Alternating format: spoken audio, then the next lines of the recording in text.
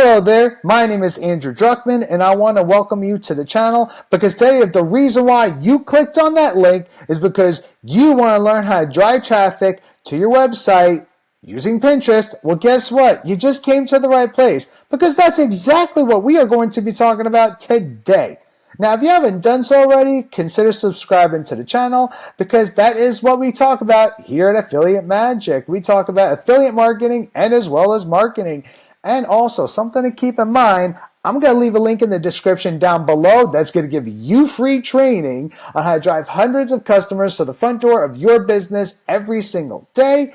And so that this way you can get unlimited traffic to your offer. Now, without further ado, let's get into the action. The very first thing I'm going to tell you to do, of course, is create an account with Pinterest.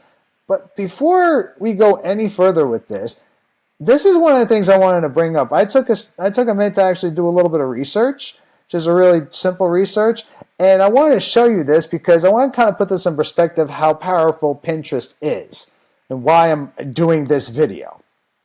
So I'm going to go ahead, I'm going to enlarge this, and right here, just very recently, at the time of this video, in 2025, Pinterest statistics 2025, Pinterest has 537 million monthly active users. That is a lot in a month. Over 537 million active users. That is a lot of traffic. Excuse me. That's a lot of traffic. That really is. And I personally think that this is something, if you take advantage of, I personally think you're going to be able to drive a lot of traffic to your offer. I really do believe that. But before we go any further, as you're looking at all this, one of the things that I mainly want to point out, actually there's two things I want to point out. It was this part right here, 537 million monthly active users, and also right here on the bottom where it says 69.4% of Pinterest users are women, while 22.6% are men, 8% of users are unspecified. Let me kind of break this down as far as why I wanted to show you this, and this is why I think it's important. Now, if you're selling a product and or services or whatever it is that you're promoting, whatever that looks like, if this is something that it doesn't really matter which sex, this is something whether for the male or female, then this doesn't really matter so much. But if you know your demographic is pointed to a particular sex, for example, and you know that mainly women obviously use Pinterest, then this would be very useful to understand that if your demographic is women, as far as the product and or services that you're trying to promote, whatever it is that you're trying to sell, then this would be very useful right here to sell this if your demographic is mainly targeting women. Now, on the other hand, if you are targeting men, keep something in mind. 22% of 537 million monthly 537 million monthly active users, 22% of that is still a lot of traffic. But that might be something you just might want to take under consideration, because if you have a product that's their demographic is mainly pointed towards men, maybe this might not be the thing that you might want to do. This is just something to take under consideration. 22% of 537 million active users every single month is still a lot, but I just kind of want to put this in perspective just in case if you are targeting a specific demographic. So just to put that in perspective. Now, we'll go ahead and continue on the video. Once you've created an account with Pinterest, next thing I'll tell you to do is, of course, you want to create pins. So the very first thing I'm going to tell you to do, obviously, is you got to take under consideration who your target audience is and who it is that you are promoting to. So let's say if you got into the weight loss niche, and you got into weight loss niche, look here. This, I think, is a great example of a pin that's I personally think is very attractive. How to lose weight fast at home, and this is a very attractive picture. You can clearly see in the cartoon character that she obviously lost weight, and then it's very, in my opinion, I think this is very attractive. That would make me want to click on this site. But where do you go to create these pins? I'm going to give you some information on that right now. Well, what I will tell you to do is create an account with Canva.com, and you can see I made some thumbnails with Canva.com. It's pretty simple to use. It really is. So what I will tell you to do is when you create an account with Canva.com, then you go under here in the search engine, Pinterest. Wait, Pinterest. Pin. Oh, enter. And then what you'll do, this is what you want to do. You want to create pins in whatever niche it is that you're working, whatever the product is that you're selling. And so what you want to do is you want to take these pins and you would click on them and you would edit them however it is that you see fit. Now, if this is not really the pin, if these aren't the pins that you want to use, you could always create a pin just from a blank paper, or from a blank pin. But really, they have a lot of pins. You can see there's a lot of stuff here. So if you don't want to edit any of these pins or take any of these pins, because you see there's a lot, then you can create a pin right from scratch by clicking on Create Pin. Next, once you've created the pin, once you've done that, you come over here, you click on the Create button, and then you would actually drag that pin. You would click on here, you upload the pin here. Now here's what I'm going to tell you when it comes to this. When it comes to creating pins, I will tell you, try to be as consistent as you possibly can. Try to create at least one pin every single day. If not, two is even better. Obviously, the more you do, the more you get out of it. That's just like anything else in life.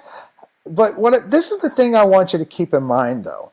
Right? So when you're creating these pins, you want to try to just make them as attractive as possible. Make them engaging. And you can do this really with, again, you can do this with like any niche. It's not pointed necessarily towards weight loss, that you can only do this with weight loss. That's just an example. So, and then what you do is when you come in here, you put your pin here, you upload it here.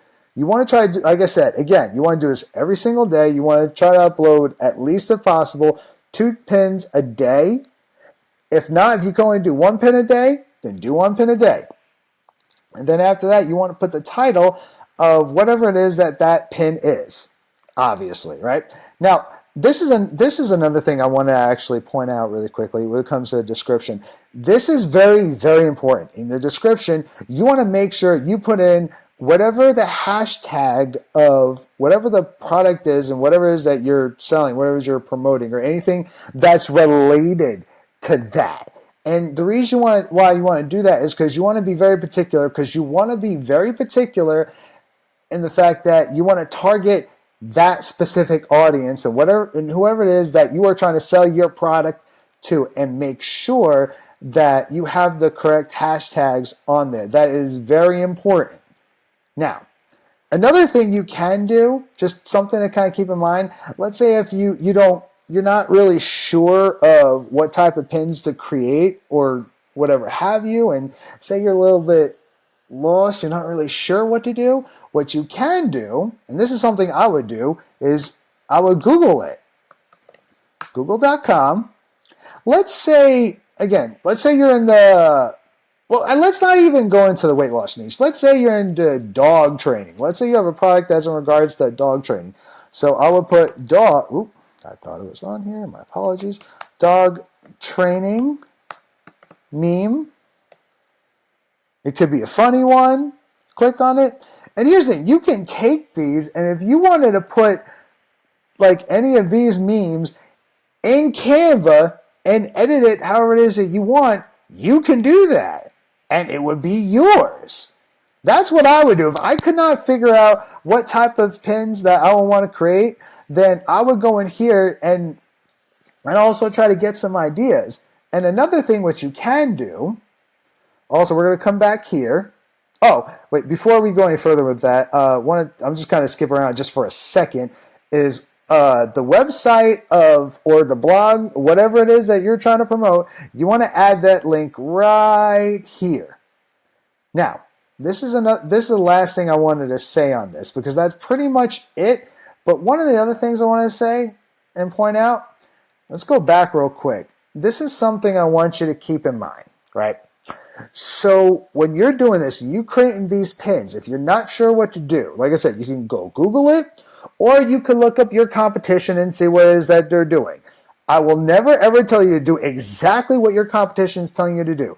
If you see that someone is very successful, or it looks like they're successful, like for instance, and I'm going to use this as an example, because see, to me, this is a very attractive pin. And if I see this is a very attractive pin, chances are if I think this is attractive, or if I think even this, for example, is, I might not necessarily do exactly what they're doing. I might model what it is that they're doing. I really hope that makes sense. You don't necessarily have to do exactly what it is that someone else is doing if you're seeing that someone is successful at this, but model what it is that they're doing. If they're successful at it and you modeling what they're doing, you're not doing exactly what they're doing verbatim, if you will, and you're modeling it, I personally think you can't go wrong.